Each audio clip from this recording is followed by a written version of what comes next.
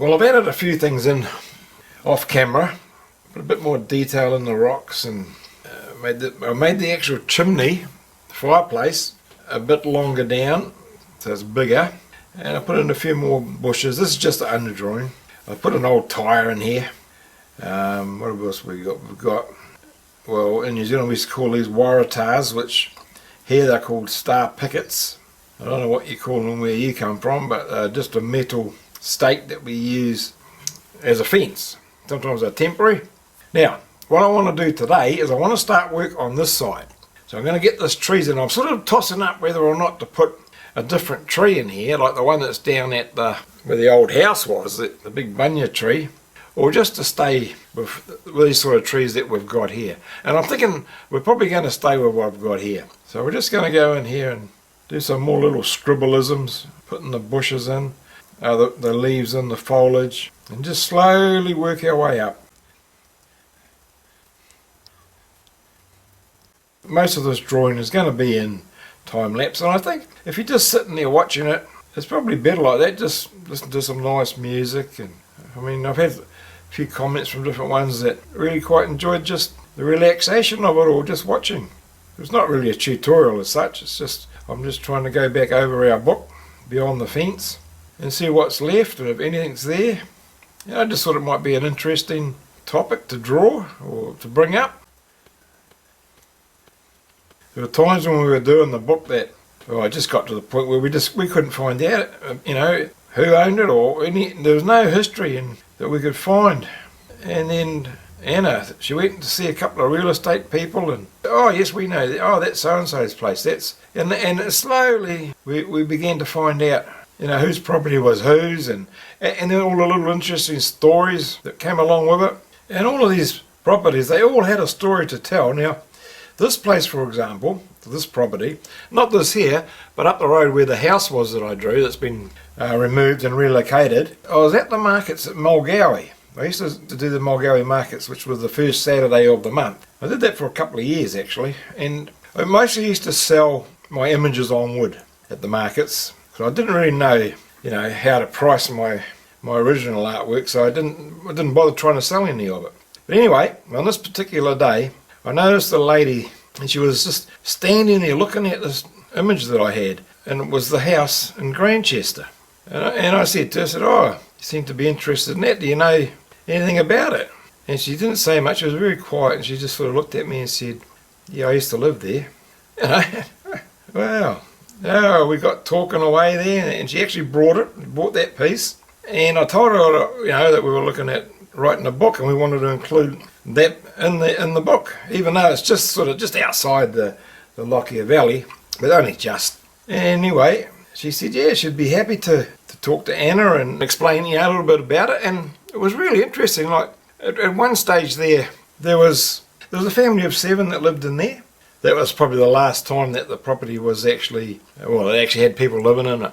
And once they had moved out, the property was used for, well, they used it for drying out their onions. They spread them all out, and garlic, because a lot of the farmers around the area, they grow produce, vegetables and things like that. You don't see a lot of stock around, although I have noticed that there's been a few cows and that. Very rarely see sheep around here. Of course, where I come from in New Zealand, it's all, well, it was all sheep farming, and then it's been converted to dairy farming.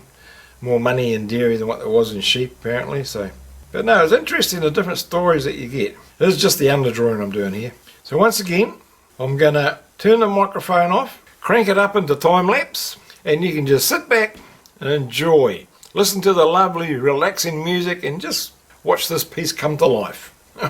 And don't forget to watch till the end. So I'm going to be giving a shout out to a channel, another one of my favourite channels. So I'll see you in about 8 minutes, maybe a little bit longer.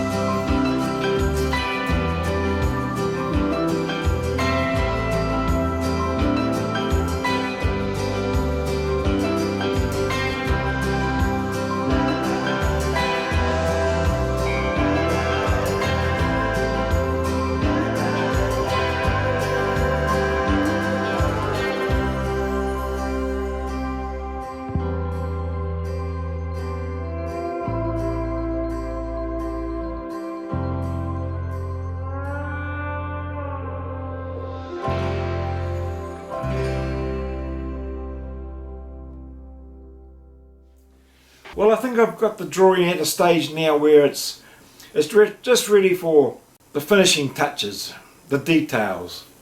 Now as an artist, I sort of feel like it's my duty to try and keep these old buildings in people's memories, because once they're gone, and they will be gone, that's it. They're gone forever. So there's going to be one more video, and I really hope you found it enjoyable, nice and relaxing. Just sit back and watch it with your favourite cup of tea or whatever it is that you drink. Maybe a nice little glass of wine. Now today's shout out is to a very special friend and whose channel I've enjoyed right from the outset, from when I first started here on YouTube. And that channel's called Sketching Greyhound. Now he's from Germany and he loves to draw with just pencil sketching beautiful portraits, but they're portraits of superheroes and super villains. He's got the Buffy Club for all you Buffy enthusiasts out there. And like me in some ways, he mainly just uses a grayscale, although he does have coloured pencils as well, although he admits that he's a little bit colour blind. And his images are just so lifelike. He has a few sketching secrets there as well on one of his playlists, and he talks you through the whole process. All sorts of interesting facts come out. It'll be definitely worth your while to check him out. Sketching Greyhound. I know you're going to love it. And once again, I'll leave a link in the description somewhere near the top.